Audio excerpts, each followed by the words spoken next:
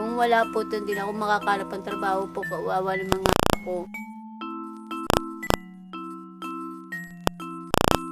Ang Johnson Commercial ay nagtitinda ng mga raw mat para sa toyo, sa suka, sa patis. Tinuturo rin namin sa lahat ng gustong matuto.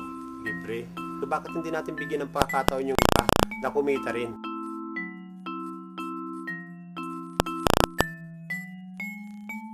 Ang nabuhay ko po na yan, bumibili ako sa junction. Kahit minsan wala ko po nan, pinauutang po ako. Nagbibinta na po ako ng suka at tuyo.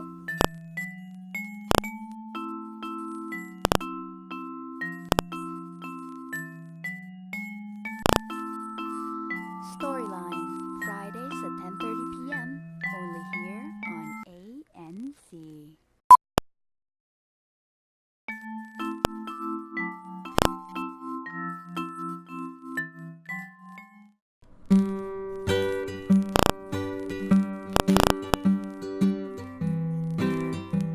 In a time of crisis, there is a place that bottles hope. We'll take you to the heart of Malabon. This is the story of Johnny Sons.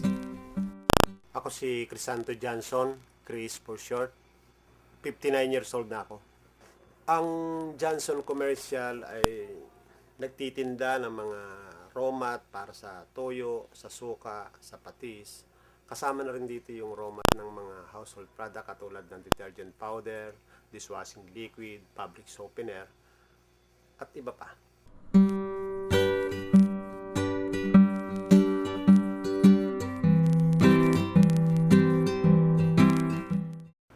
Ako'y pinanganak sa Looc Occidental, Mindoro. Saka lang ako pumunta rito sa Manila nung 13 years old na ako. Bali, 7 kami. Ang trabaho ng tatay ko ay sa fishing boat. Siya yung tinatawag na motor engineer. At ang nanay ko naman ay housewife. Bali, nakaabot ako ng second year sa Piatti University. Naisip ko na lang na magtrabaho na lang talaga. Habang tumatagal, siyempre, nakita ko na may talagang kahirapan ng buhay, lalo na pagkapanahon na ng mga tagulan na. Pagka ganong panahon na, kumakain kami halos na yung magsasayang ka halimbawa ng 1 kilo. Hindi na 1 kilo isasayang namin noon, mga kalahating kilo na lang. 19 years old na rin ako noon. Bali waiter na ako noon. Nagtuloy-tuloy na ako ng pagtatrabaho. At yung huling 2 taon ko, napunta ako sa Libya. 1983 to 1985. Yun ang 2 huling taon ko sa pagiging nagtatrabaho sa restaurant. Noong 1985, ako'y ma-involved dun sa pag-distribute itong mga grocery items. Actually, mahango lang kami ng mga produkto at ito na may dinadala namin sa mga yung side street. Hanggang sa makarating kami sa mga palengke. Nung makarating na kami sa palengke, unti-unti na rin kami nakikilala ng mga titinda. Napapansin ko na nahihirapan kami dahil yung mga dala namin produkto na ay puro kilalang produkto na kahit naman siguro ng mga panahon yun ay wala kami doon sa market. Noon na-suggest ko doon sa kaibigan ko na magkaroon na tayo dapat ng sarili nating produkto. At dahil dito sa huli kong trabaho na yung magkaroon ng mga kakilala sa palengke, naniniwala ako na mas dapat na ito lang ituloy ko para magkaroon ako ng mapagkakakitaan. Sa isip ko kasi na kahit na gabi kami dumating sa mga palengke, maghihintay sa amin yung mga suki namin. Gawa ng kami lang ang may dala ng produktong yon. Humiwalay na ako dun sa mga kasama ko, sa kaibigan ko, na bagamat ayoko pa rin sana. Hindi siguro ako makakapagsimula ng isang katulad nito kung hindi dahil sa kanila.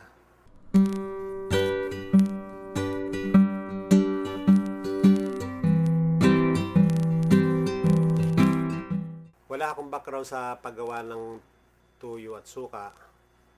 Pero nung bumibili ako ng preservative para sa gagamitin kong patis na itong patis na to ay tinuturo sa akin ng aking tiyuhin sa parting na botas, nakita ko na doon sa binibilihan ko ng preservative na yun, mayroon pala silang pagtuturo ng paggawa ng tuyo at suka. At so nagka-interest ako doon. Gawa ng sabi sa akin ng mga suki ko sa palengke, mas mabili ang tuyo at suka kaysa patis. Kaya kung meron ka nun, mas siguradong mas magiging mabili ito. Ako mismo ang nagpaturo para makapagsimulang gumawa ng tuyo, suka at saka patis. Napakaliit nga ng aming kapital kaya siguro nahirapan din naman kaming lumaki at lumago. Nagsimula lang kami halos sa 10,000. Nag-umpisa kami ng kasama ko rito yung kapatid ko. Ako yung kumukuha ng order. At yung kapatid ko naman ang naghahanda ng mga ginagawan tuyo at suka. Habang kinukuha ko yung order, di siya naman ang nagtitimpla. Binibili ko yung mga raw mat namin. Ito na may dinadala namin sa mga palengke. Okay din naman ang kita.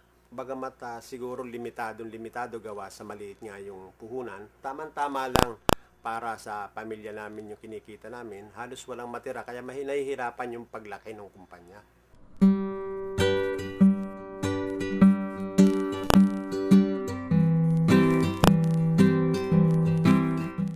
Nagkahiwalay kami ng kapatid ko 2004, mga June 14, Lunes yun eh.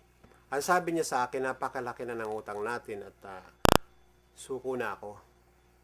Sabi ko, magkano na ba? Noon, ang sinagot niya sa akin nasa 1.8. At sabi ko, dati na naman halos ganyan yan. Kung ikaw susuko, ako hindi. Itutuloy ko. Tayong lahat na magkakapatid ay halos dito umaasa. Wala naman tayong maibibintang ari-arian para ipambayad doon sa mga utang natin. Sabi ko pa nga sa kanya, kung sakaling isinara na natin ito, saan tayo sabay-sabay mamamalimos? Wala naman akong kilalang mga kamag-anakan na may kayamanan para kami tanggapin at magtagal sa kanila. Pagkaraan ng 2 araw, sabi ko sa kanya, nakita ulit kami ng kapatid ko. Alam mo ba na simula nung tayo'y magkausap, 2 araw at 2 gabi na akong hindi nakakakain, hindi nakakatulog. Ano ang sagot niya sa akin? Mabuti ka nga kuya. 2 araw at 2 gabi ka pa lang na hindi nakakakain at nakakatulog. Ako buwan na. Kaya pala siguro, nung sabihin niya sa akin yung ano na yun na, sabi niya agad sa akin ay suko na. Sa madalit sabi, meron siya palang hindi sinasabi sa akin na dapat, siguro kung binanggit niya lang sa akin, dapat napag-usapan namin ito. Pinili ng kapatid ko na iwanan yung kumpanya dahil sa siguro talagang niya na baka ang aking palagay talagang nakita niyang wala na sigurong pag-asa na makabalik pa. May ginawa kaming papel na nagsasabing siya mismo ay umayaw na.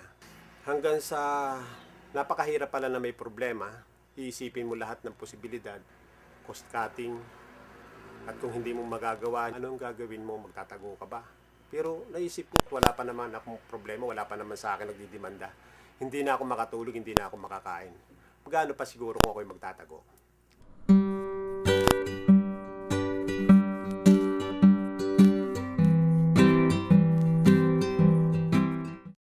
Dalawang taon mahigit halos, o 3 taon na, nandun pa rin yung pag dumadating yung pagkakataon na nakikita mo, ang dami mong babayaran pero wala, hindi mo pa hawak yung pera. Simula naman doon, nakagawa ko ng mga paraan. Nakautang ako doon sa iba kong mga kilala. Palagi na lang na nandun pa rin kami sa puntong nangangailangan. Dito sa taong ito, dito siguro ako nagsisimula ng isang panibagong simula. Bagamat nagsimula ako ng 2004 nung humiwalay sa akin yung kapatid ko. Parang dito pa lang siguro ako magsisimula na medyo maluwag na. Halos sa wala na akong iniisip na may utang akong malaki. Na nung una, ang sabi sa akin ng kapatid ko 1.8. Ang totoo, hindi pala siya 1.8. Yun lang pala yung sa supplier. May 1.3 pa plus pa doon sa mga financing. At bago ko ito naayos ng lahat-lahat, umabot ito ng 4 point plus. Talagang pambihira.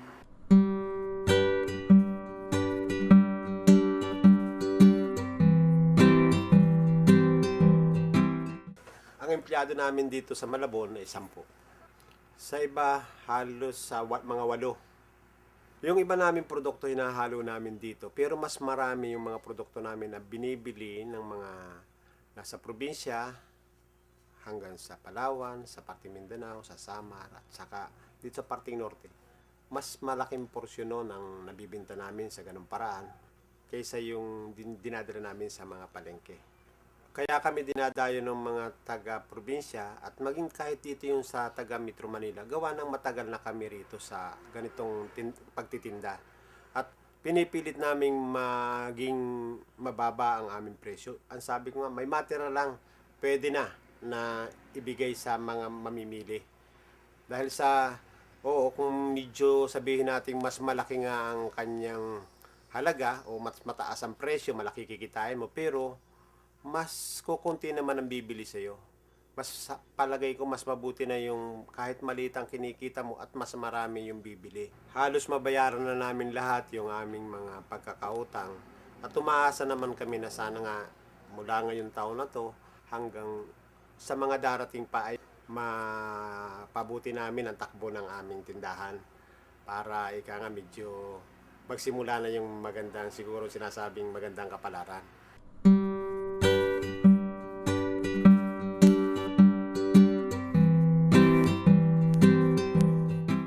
Si Rosalinda, nung umpisa ano lang yan pa-extra lang ba? Pero nakita ko nga rin yung mas mahirap yung buhay niyang gano'n na pa-extra siya. Yung bang may minsan patatawag ko para may magawa. Wala nga siyang regular na trabaho. Sabi ko, sige, di ganito na lang gawin natin. Magtrabaho ka na lang dyan. Kung may hugasang mga ano ba dyan, hugasan mo. Pero kung wala, doon ka sa kabila na tumulong ka. Para huwag naman ding masayang yung oras mo. Hindi siya ganun ka-episyente sa trabaho niya. Pero gawa ng nandyan na siya at matagal na rin siya riyan, para bang ayoko naman ding alisin sa kanya yung ano na alam kong wala naman din siyang ibang inaasahan. Actually, sa mga tao namin, talagang kahit noon pa, parang pangarap ko na maiangat pa rin ang antas ng kabuhayan nila. Halimbawa, umalis na sila rito, kung nakapag-umpisa na sila ng kanila, yun ang gusto ko makita ko sila na matatatag na rin ang kanilang katayuan sa kanilang buhay.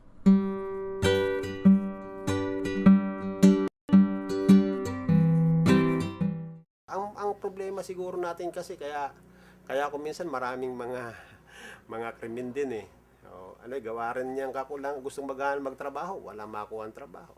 Sa katulad niya na may kinikita ang bawat isa, hindi siguro makakaisip ng masama yan. Marami talaga tayong kababayan na ayaw naman din gumawa ng masama, pero napipilitan dahil siguro hindi mo naman hihintayin mamatay ka na lang sa gutom. Ako, hindi ko masisi rin na kung bakit may mga taong ginagawa yon.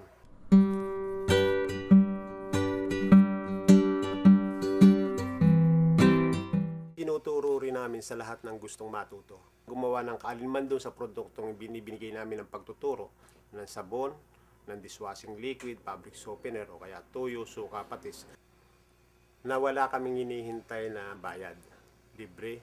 Ang katwiran nga namin dito ito lang ang may bibigay namin sapagkat ito lang ang alam naming ibigay. Siyempre, mas natutulungan mo yung mga tao.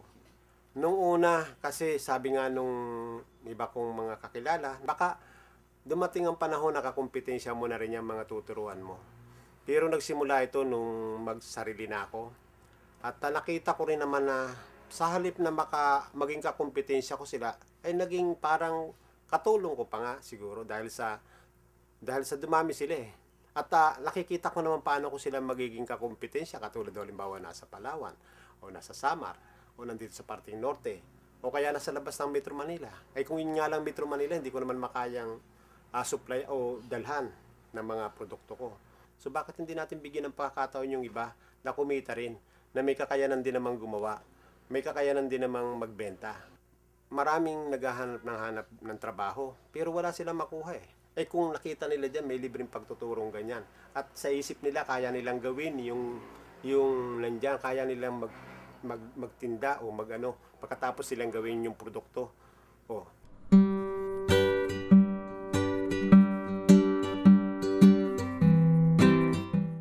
Si Mang Doy na umaga bumibili, sa hapon bumibili, siguro dahil dun sa kakulangan din ng kanyang kapital, parang kung ano na lang yung kaya niyang bilhin, bibili niya yon. Akala ko nga si Mandoy yung daladala niya sa karitong bata, akala ko anak pa niya yon, yung pala apon niya na. Wala na raw yung asawa niya, 90s pa yata, at nakasakit yon, kaya yon. Pagkatapos, titimplahin, ilalako, pagdating ng hapon, naubos yung kanyang tinda, bibili uli, at ganun halos araw-araw. Sabi niya, minsan nabanggit niya sa akin, dati silang gumagawa ng mga air freshener at saka kung ano-ano pa.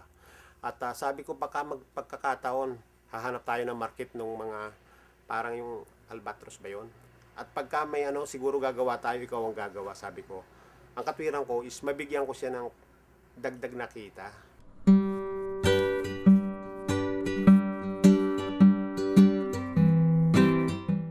Ngayong panahon ng krisis, siyempre gusto kong kasama ko rito yung mga kasama ko ngayon sa trabaho na kaming lahat ay pare-parehong kahit papano ay makaangat pa, makapamuhay ng isang buhay na hindi man ganon sagana ay yung nakakaraos ng 3 bisis isang araw. Mahalaga naman sa bawat isa yung mangarap ka rin.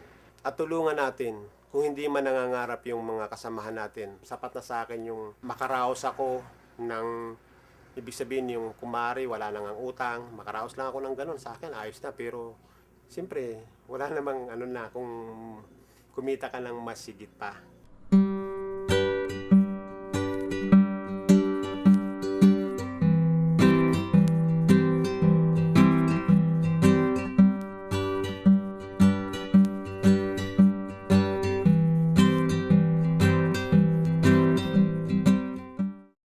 Ako si Crisanto Johnson, ito ang kwento ko.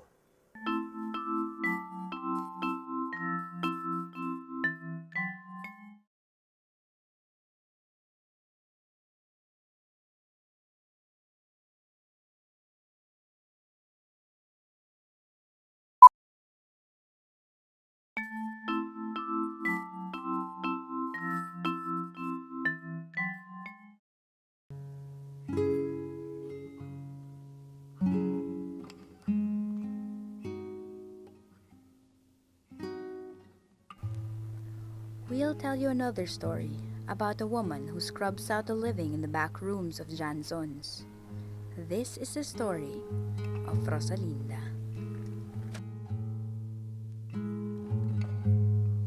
Ako po si Rosalinda po, miss lang po, 31 years old po. Hindi ko nakita na magulang ko po eh. Basta bata pa lang ako, pinampunaw ako. Kailangan po ako nag-aral po, naghuhugas po ako ng bote. Kaya nakatungtong ako ng grade 4. Huminto na ako kasi ganun din, nahihirapan din ako labas papasok sa tanghali. Maghugas ang bote pag-uwi. Pagdating ko sa bahay, magluluto, mamlansya. Pag hindi ko ginawa yan, papaluin ako, bubugbugin ako. Kaya ginawa ko na lang, huminto ako sa pag-aaral. Yun, nagrebelde ako. Kaya nagpag-asawa ko ng maayos.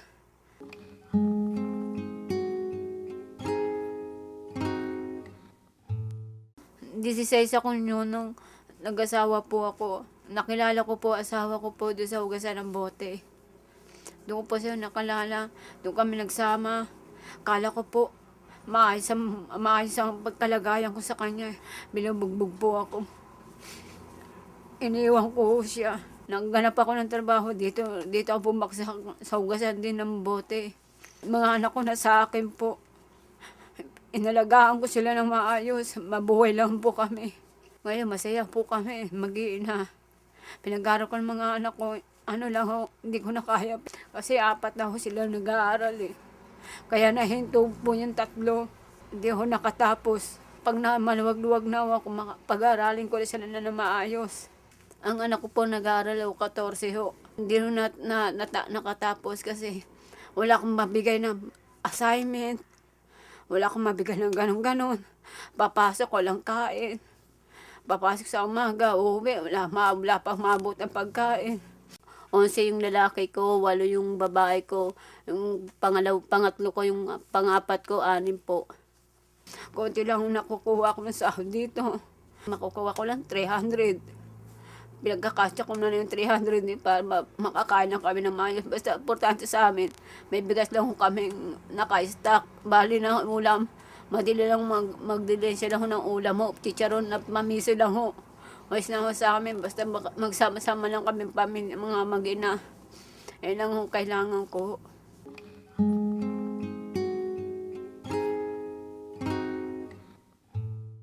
Wala na akong pakialam po sa asawa ko kasi hindi na kami nagkikita po. Kung magbibigay naman siya po, salamat na lang po. Kung hindi, salamat na lang po sa akin. Basta ang anak niya, hindi ko pinabayaan. Pinakita ko sa kanya, tumaya ko sa sarili kong paa. Manghingi mga anak ko, may batok, may sapok, may mura. Kaya ako hindi na lang ako nanghingi. Kasi ayoko mamurahin ako ng patalikuran eh. Mabait ako sa mabait, huwag lang ako mamurahin sa mga anak ko. Hindi man ako nanghingi sa kanila ng pangkain. Hindi ako humingi ng tulong kahit magkasakit ng mga anak ko. Gumagawa ko ng paraan kung saan ako kukuha ng gamot. 6 months ang gamutan ng lalaki ko. Hindi ko alam kung kakain pa kami, kung hindi, inuhuna ko yung gamot. Kinikita ko lang, 900 lang isang linggo. Kulang pa kung yung gamot, 800. Hindi wala na matitira sa akin, 100 na lang. Bibili ng kalahating bigas para pagkakasyahin. Nag-iisip naman ako para bukas. Ayun ang iniisip ko, meron kinaya ko kahit masakit sa akin. Kinaya ko kahit hindi na ako kumain, makakalang yung mga anak ko.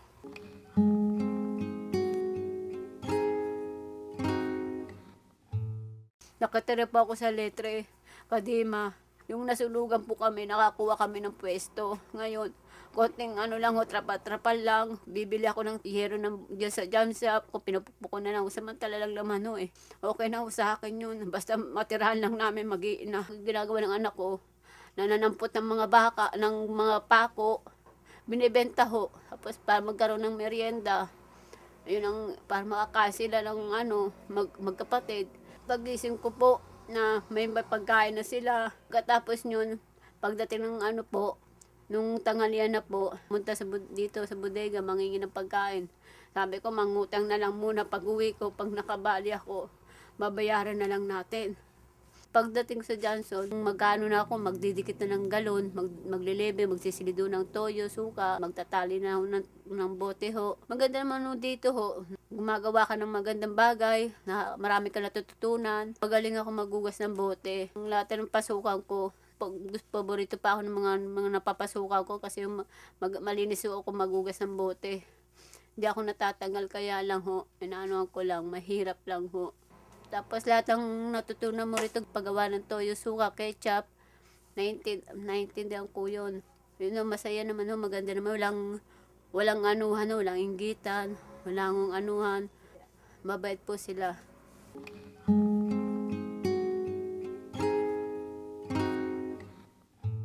Natatakot ako mawala ng trabaho po. Kung mawala pa ako ng trabaho, mga anak ko po, kawawa. Nagumpisa po ako, naghanap ako, nagikuto ako, tapos nakita ko to may wanted po hugas ng bote, tapos pumasok ako pakyawan. Nawa nila akong arawan, tinanggap ko na yung arawan ho, alang-alang sa mga anak ko lang ho. Yung parang mabuhay lang yung mga anak ko. Wala na ako pahinga, pagdating ng linggo maglalaba ako sa ibang bahay, pagdating ng linggo. Hindi ko na iniisip ang sarili ko. Anak ko lang iniisip kasi wala man akong mabigay sa kanila. Ay nang binibigay ko sa kanila, makatapos lang sila sa pag-aaral. Ayun ang sa akin. Kahit hindi ko sila mabigyan ng pagkabukasan para sa kanila. Wala akong bibigay sa kanila ng yaman. Ayun ang kabukasan nila. Kung magandang pagkabukasan nila, pagtanda nila.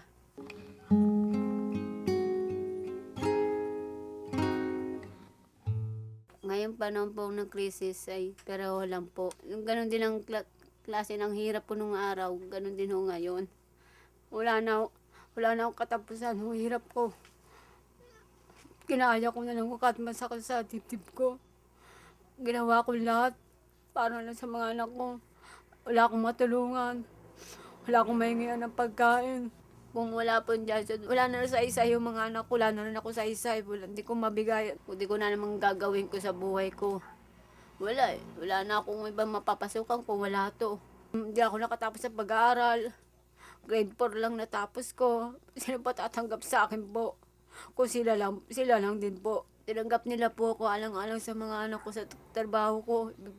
Pinagbutihan ko ang pagtrabaho ko rito para makita nila masipag ako. Pangarap ko talaga makatapos ako sa pag-aaral, makakuha ko ng magandang papasukan.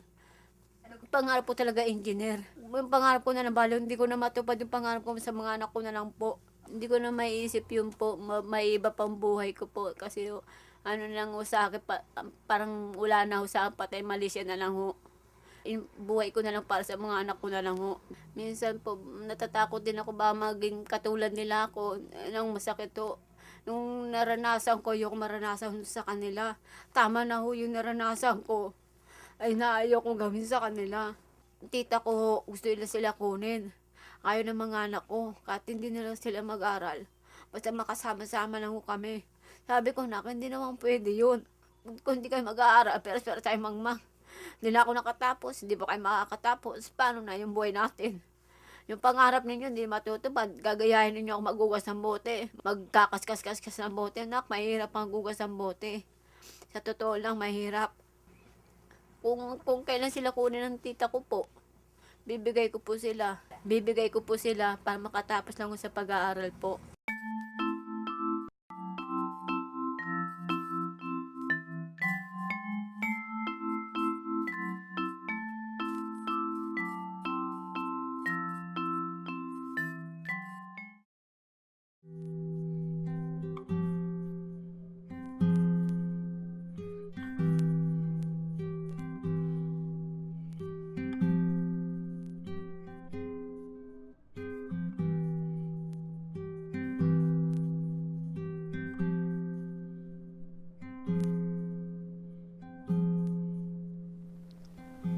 Tonight we'll show you a country in crisis and the man who pushes a cart down the razor's edge of life and death. We'll end our season with this man's voice, but the story he tells could be yours.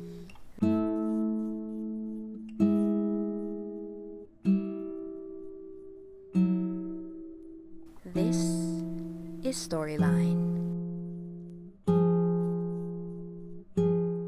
Nawala na ako ng ina. 1 taon lang ang edad ko pa lang. Sa 7 taong gulang ko, nagtis ako sa kamote, saging, kumain. Kung minsan sa isang araw, wala pa minsan ako kinakain. 8 taong gulang ako na nag-grade 1. Kahit na wala akong masuot, nakapaalang ako.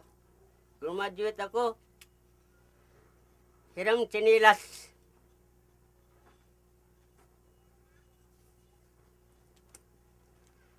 Makaakyat ako ng stage. Makasama ko ng graduation. Ganon.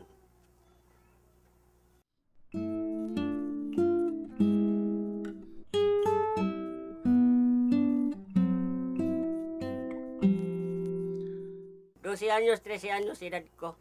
Istowi ako. Sumakay ako ng barko na hindi alam ng mga taga-barko na may bata doon. Makarating lang ako ng Maynila. Ang problema, kung saan ako pupunta, paligaw-ligaw pa ako. Nagmamasdan ako. Itong bata na ito, saan kaya galing ito maitim, malaking katawan? Edad ako ng 13 anyos. Tinawag ngayon ako. Ang pangalan ng ang may-ari ng tindahan, mga Valencia. Sabi niya, sama ka na lang sa amin. Doon sa bahay kasi wala akong boy. Sumama ako. Doon tumira ako. Kahit na hindi ako sumisweldo, basta makakain lang.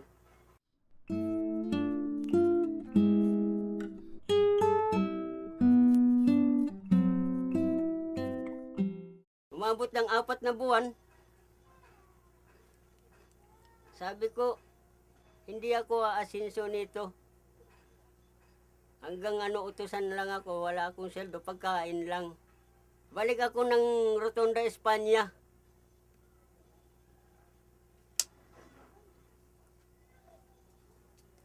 Isang kapatid ko,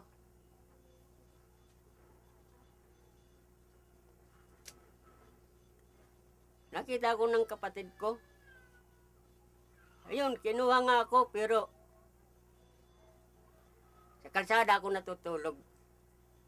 Umabot ako ng 3 taon na natutulog sa kalsada. Bumarkada na lang ako kasi wala ako trabaho. Hindi naman alam ng kapatid ko, kasi ang kapatid ko nagtatrabaho. Hindi ko na lang sinasabi ang problema ko. Basta halaga, nakikita nila ako sa lugar na yon.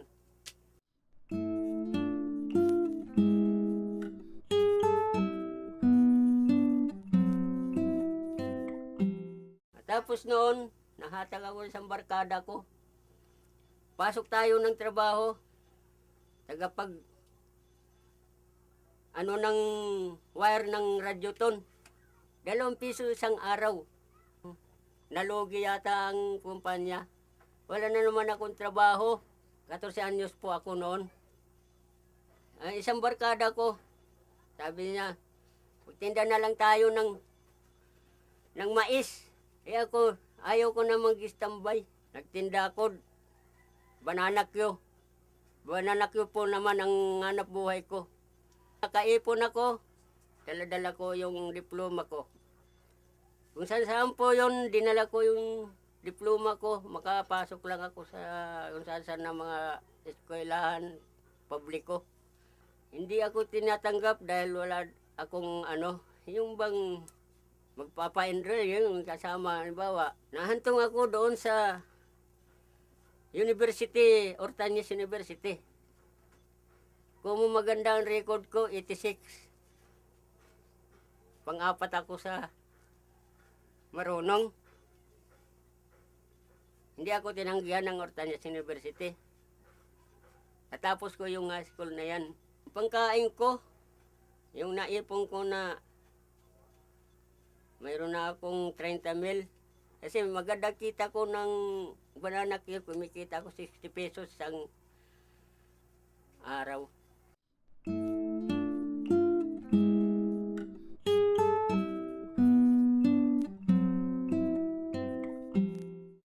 Kinuha ngayon ako ng isang kumpanya, tagapagtimpla ng Florwax, pabango sa aircon, lahat ng pabango sa mga hotel. Umabot ako ng 2 taon. Dahil tapos ako ng high school, Ortañez University, nag-text ako ng Business Administration Management. Hindi ko po yun natapos sa pamamagitan ng 1981 nasunugan ako. Wala na ako makunan ng pang-tuisumpi ko. Kinuha ko ng pamahala naman ng isang bilyaran dyan sa Ungpin. Nawala na naman akong trabaho, na-demolish yung bilyaran, natalo yung amo ko. Sa magandang loob ng kaibigan ko po, hinatak ako rito, hinayayaan ako na magtayo ka ng kaunti, mga liit lang, na matulugan mo lang doon.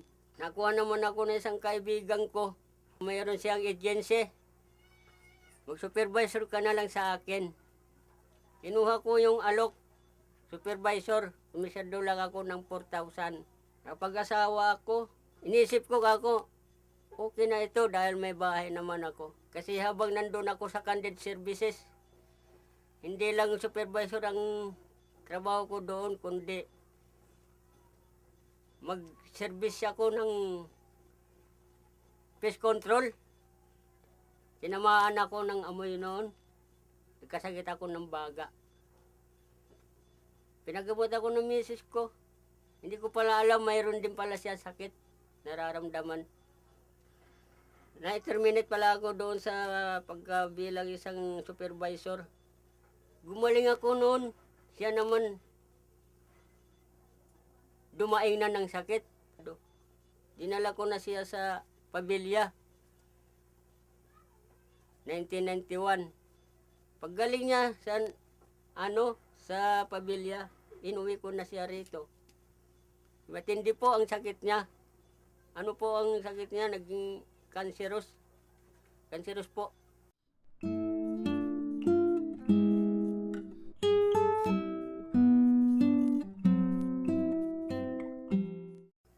Dalawang taon po siya sa PGH, General Hospital. Doon ko siya pinumpayan ng 2 taon. Ang gastos ko naman po ang hindi ko nakayanan. Humingi na po ako ng tulong sa mga foundation. Wala na po ako ibang mga lapitan. Ang kinikita ko, doon ko na lang ibinibigay sa misis ko. Sabi sa akin ng doktor ko, ilabas mo na lang yung misis mo. Parang bahay mo na itong PGH. Abutan ka na ng 3 taon. Hindi ka ba dumadaing sa buhay mo? Sabi ko, Dok, kumari lang ako. pwede pa baka ako maopera ng misis ko. Wala na, sabi niya. Uwi na lang yan kaysa dito mamatay. Binigyan ako ng 300 ng doktor, pang taksi. Sa 2 taon na paghihirap ko doon sa misis ko. Wala, namatay din. Sabi ko, mabuti na lang. Nagpasalamat na lang ako sa Diyos. Dapat kung talagang kukunin niyo ka ako, dapat noon pa. Hindi ako niyo pinahirapan, sabi ko sa Panginoon.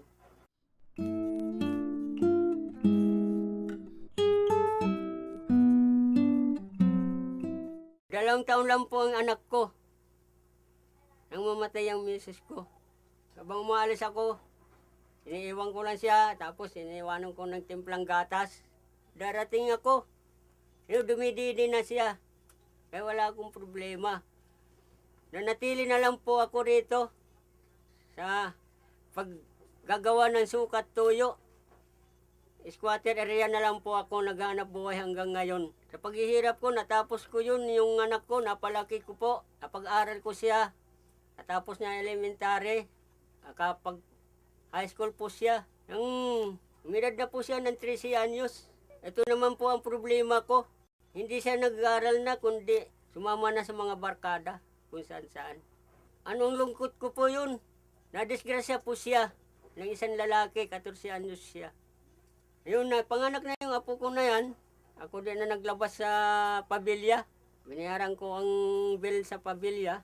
Yung anak ko naman po, kung saan na pumapasok ng trabaho, ang ginagawa po ng nanay niya sa ngayon po, sa Baguio nga po, doon naninirahan po siya.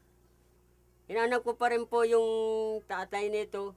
Hindi ako sinipot ng tatay nito 2 taon dahil sa takot na minor de edad yung nadiskarsiya niya itong nanay nito. Hanggang ngayon, ito sa ngayon naman, wala iba nag-aalaga naman ito, itong anak ko, itong apo ko, ayaw humiwalay sa akin pag naghahanap buhay ako. Nakopya yung nung araw sa nanay. Yan po ngayon ang buhay ko ngayon.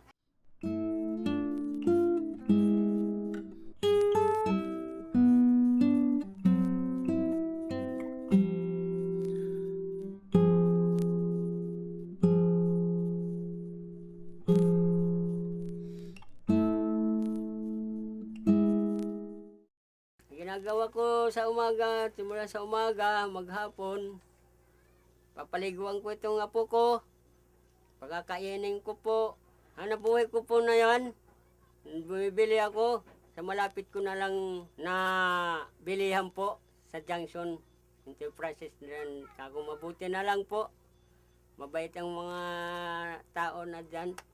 Kahit minsan wala akong punan, pinauutang po ako. Ang bintahan ko lang po dyan para hindi ako iwanan ng customer, 15 pesos ang isang galon na ng suka ko. Sa ngayon po, ang apo ko na yan, pagka kaya daanan ng kariton ko po, ginagamitan ko po siya ng upuan sa kariton. Kahit na bumabagyo, kahit na bumabaha, basta nakaupo siya sa kariton, kasama ko po siya. Talagang pinagkakasya ko na lang. Kung minsan kumita ako, 100 isang araw, 150. Kung minsan naman kumikita ako 300, 200. Ang bayan kong Pilipinas, lupain ng ginto't bulaklak, pag-ibig ang saka ng palad, nagalay ng ganda't dilag, at sa kanyang yumi at ganda, dayuhan ay naalina. Bayan ko, binihag ka, nasadlak sa dusa. Ibon mang may layang lumipad,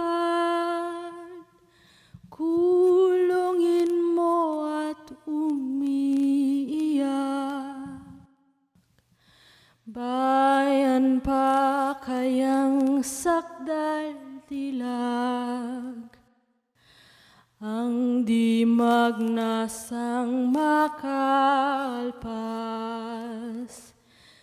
Pilipinas kong minumutya,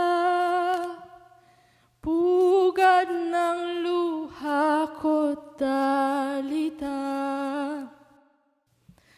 Aking adhika, makita kang sakdalaya.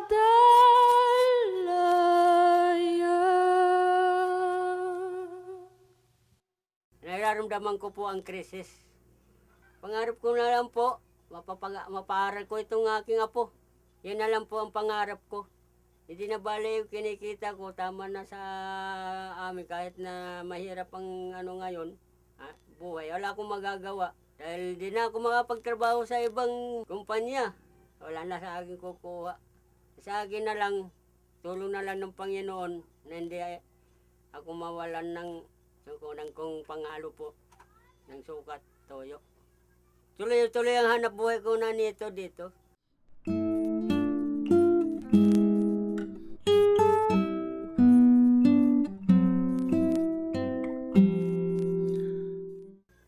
Ako po si Rodrigo Rosales. Ito po ang kwento ko.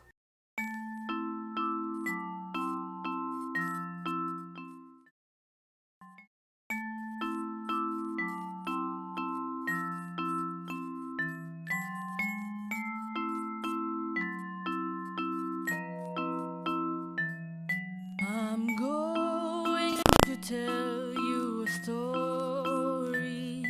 I love, I bleed, learn, laugh, I believe. I'll take my chances, I am you. I'll tell